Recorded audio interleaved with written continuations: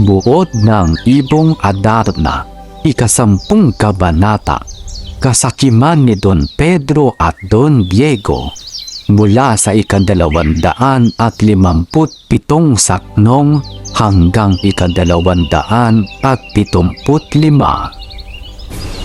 Nakabalik na sa kaharian sina Don Pedro at Don Diego, tangay ang Ibong Adarna. Labis ang naging kaligayahan ng haring may sakit at buong tuwang hinagkan ang dalawang prinsipe. Ngunit agad na napawi ang kanyang saya nang mapansin niyang wala si Don Juan. Nabalot ng lungkot ang hari at ninais na lamang niyang mamatay dahil sa pagkawala ng kanyang pinakamamahal na anak.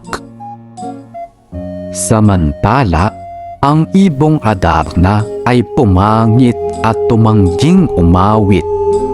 Tila alam nito na hindi ang tunay na nakahuli sa kanya ang nag-uwi sa palasyo.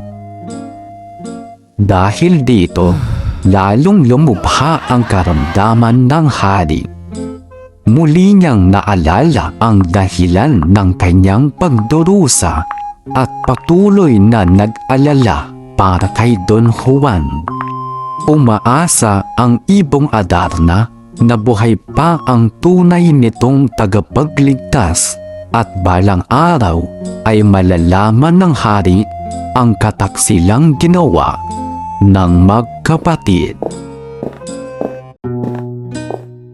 Talasalitaan.